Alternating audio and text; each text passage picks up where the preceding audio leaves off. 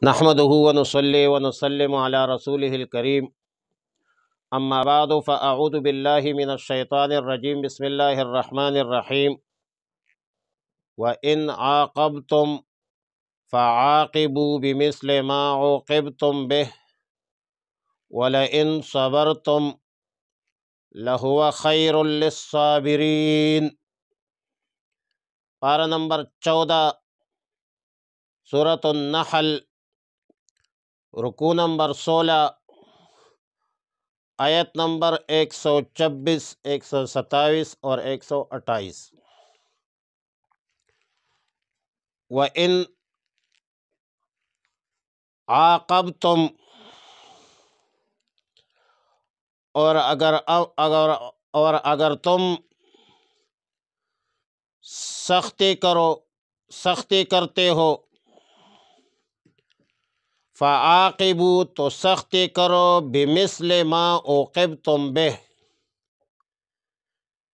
ویسی ہی جیسا کہ سختی کی گئی ہے تم سے۔ وَلَئِن صَبَرْتُمْ، اور اگر آپ لوگ صبر کریں گے، لَهُوَ خَيْرٌ، تو یہ بہتر ہے، لِلصَّابِرِينَ، صبر کرنے والوں کے لیے۔ وَاصْبِرْ، اور آپ صبر کیجئے، وَمَا صَبْرُكَ إِلَّا بِاللَّهِ، اور نہیں ہے آپ کا صبر مگر اللہ کی مدد سے ہے۔ وَلَا تَحْزَنْ عَلَيْهِمْ، اور آپ غمگین نہ ہو ان لوگوں پر۔ وَلَا تَكُ فِي ضَيْقٍ مِّمَّا يَمْكُرُونَ، اور نہ ہو ضیقٍ تنگ دل، مما یمکرون، اس سے جو وہ حق کے خلاف تدابیر کرتے ہیں۔ ان اللہ مع الذین، بے شک اللہ ان لوگوں کے ساتھ ہے، للذین اتقوا، جنہوں نے تقوی اختیار کی ہے اور متقین ہے، پرہیزگار ہے۔ والذین هم محسنون، اور اللہ ان کے ساتھ ہے جو نیکی کرنے والے ہیں۔ مذکورہ آیتوں میں بدلہ لینے کے اصول بتلا دیے۔ صبر کرنے پر فضیلت کا بیان ہے۔ رسول اللہ مبارک صلی اللہ علیہ وسلم کو تسلی ہے، اور متقین محسنین کے ساتھ اللہ کی معیت کا بیان ہے۔ صاحب معالم التنزیل لکھتے ہیں کہ آیات مذکورہ شہدائے احد کے بارے میں نازل ہوئی ہے، اور ظاہر ہے کہ غزوہ احد کے موقع پر عارضی طور پر جو ہزیمت ہوئی تھی، شکست ہوئی تھی، اور پھر اس موقع پر مشرکین نے مسلمان شہداء کے ناک کان کاٹ دیے تھے، پیٹ پاڑ دیے تھے، کلیجے بھی نکالے تھے۔ جب مسلمانوں نے یہ حالات، واقعات اور یہ کیفیت دیکھ لی تو کہنے لگے کہ آئندہ جب اللہ نے ہمیں غلبہ عطا فرمایا اور جب ہمیں غلبہ حاصل ہوا تو ہم بھی ان مشرکین کے مقتولین کے ساتھ یہی معاملہ کریں گے، ان مقتولین کے ناک اور کان کاٹیں گے، ان مشرکین کے ساتھ ایسا معاملہ کریں گے جو کہ اہل عرب میں سے کسی نے نہیں کیا ہو۔ اور ظاہر ہے کہ ان شہداء میں رسول اللہ صلی اللہ علیہ وسلم کا چچا سیدنا امیر حمزہ رضی اللہ تعالیٰ عنہ بھی تھے، ان کی بھی ناک کاٹ دی، کان کاٹ دی۔ تو مسلمانوں نے کہا کہ جب بھی ہمیں غلبہ ملا تو ہم ان کے 70 آدمیوں کے ساتھ یہ معاملہ کریں گے اور ان مشرکین کو نشان عبرت بنائیں گے۔ تو اللہ تعالیٰ نے فرمایا وَإِنْ عَاقَبْتُمْ فَعَاقِبُوا بِمِثْلِ مَا عُوقِبْتُمْ بِهِ، اگر تم بدلہ لینا چاہتے ہو، انتقام لینا چاہتے ہو، سختی کرنا چاہتے ہو، تو اتنی سختی کرو اسی جیسا کہ جتنے تمہارے ساتھ اس نے زیادتی کی ہے اس کے موافق، اس کے ساتھ اس سے زیادہ نہیں۔ بدلے میں، انتقام میں زیادتی نہیں ہوتی۔ اسلامی اصول کے مطابق انتقام میں بھی انصاف ہے، بدلہ لینے میں بھی انصاف ہے، اور ساتھ یہ بھی فرمایا کہ وَلَئِن صَبَرْتُمْ لَهُوَ خَيْرٌ لِلصَّابِرِينَ، اگر تم اس اذیت پر، اس تکلیف پر صبر کرو، صبر کیا تو اللہ صبر کرنے والوں کے لیے بہتر ہے، اللہ صبر کرنے والوں کے ساتھ ہے۔ پھر رسول اللہ مبارک صلی اللہ علیہ وسلم نے فرمایا ہاں ہم صبر کریں گے، بدلہ لینے کا ارادہ ترک کر دیا۔ اور ظاہر ہے کہ جو صبر کرے آپ، واللہ مع الصابرین، اللہ صبر کرنے والوں کے ساتھ ہے، پھر اللہ نے انتقام لینا ہے ان سے۔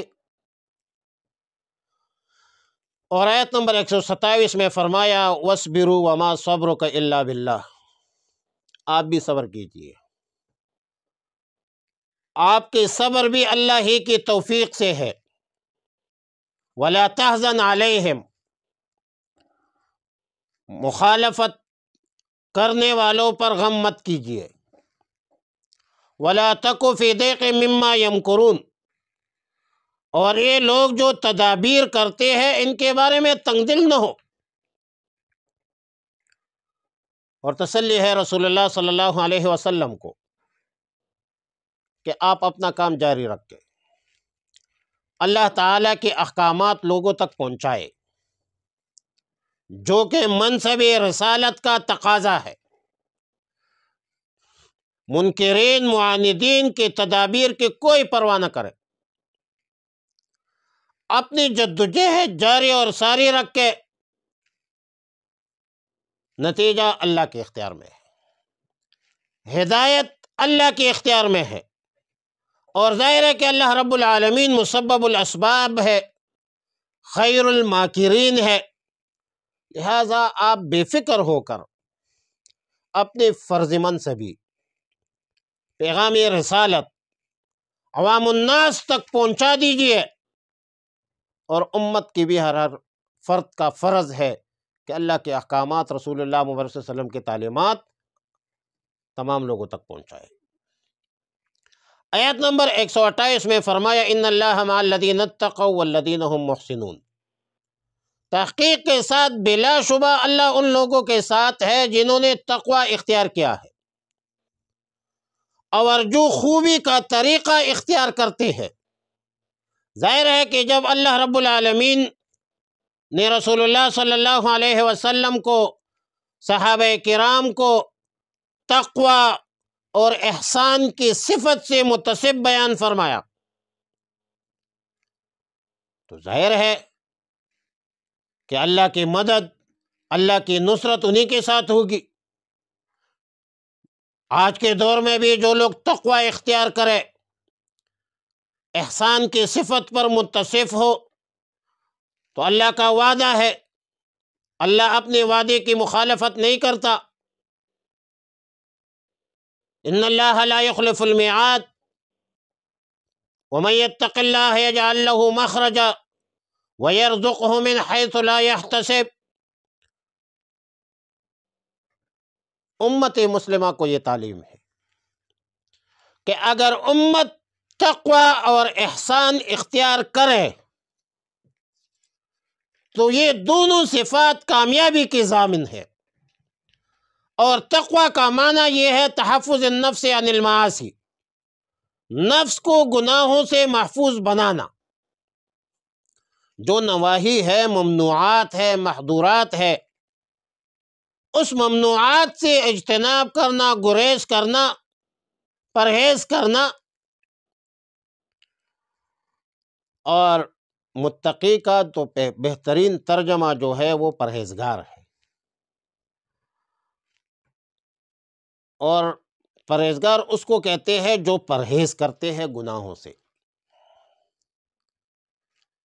اگر آپ گناہوں سے پرہیز نہیں کرتے تو پھر آپ پرہیزگار نہیں ہیں، آپ متقی نہیں ہیں۔ اور احسان کا معنی تو بھلائی ہے، لیکن مراد اور مقصود واضح ہے۔